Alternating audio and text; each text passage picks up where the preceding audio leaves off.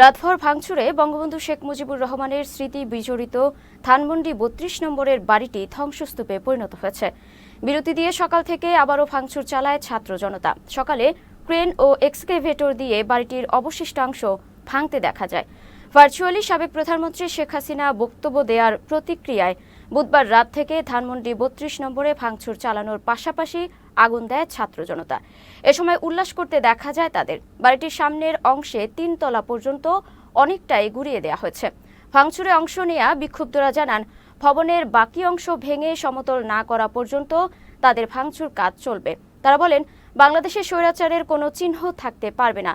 এদিকে একই রাতে আওয়ামী লীগ সভাপতি শেখ হাসিনার বাসভবন সুধা সদনেও আগুন দেয় ছাত্র জনতা। দেশের বিভিন্ন জায়গায় ভাঙচুর করা হয় আওয়ামী লীগ নেতাদের বাড়ি ঘরেও।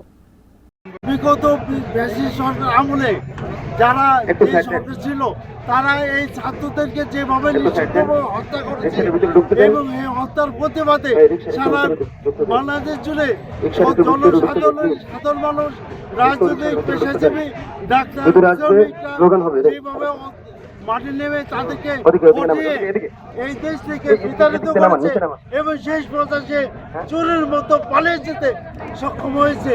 কিন্তু এখনো সে ভারতে বসে বিভিন্নভাবে বিভিন্ন বিপত্তির মাধ্যমে এই দেশকে অস্থিরতা করতে সে কালে ফোন করতেছে না।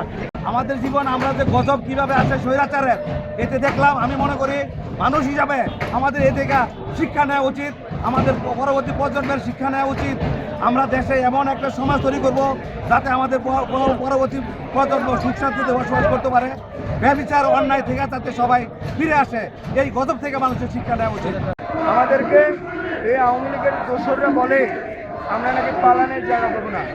হ্যাঁ, আমাদের নাকি মনের ভিতরে অনেক ভয়।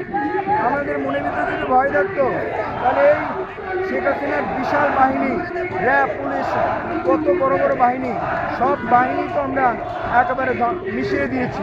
ঠিক আছে, কোনো বাহিনী টিকতে পারে নাই। হ্যাঁ, আমরা জীবন দিতে শিখেছি। যারা জীবন দিতে শিখে তারা কখনো হারে না। এই বাড়িটা মেনলি আজকে ভাঙার রিজন হচ্ছে আমরা একটা ফ্যাসিস্টকে পতন করছি 5ই আগস্ট। বাট তার আগে 75 সালের 15ই আগস্ট আমাদের দেশের প্রথম স্বৈরাচার এখান থেকেই তার সব কিছু স্বৈরাচারই শুরু করছিল। সে তার রক্তের মাধ্যমে তার মেয়েও এসে সেই সেম কাজটাই করছে। তো আমরা এবার বিজয় অর্জনের পর ওই 75-এর ভুলটা আর করতে চাই নাই। আমরা চাইছি যে এটা আমরা স্বৈরাচারের যে কেবলাটা ছিল এটা আমরা উপড়ে দিয়ে আমাদের দেশের মাটি থেকে একদম স্বৈরাচারের বীজ উপড়ে ফেলে এমনভাবে ধ্বংস করে দিব যাতে আর কোনো স্বৈরাচার কখনো এই দেশে আসার সাহস না করে, জন্ম হওয়ার সাহস না করে।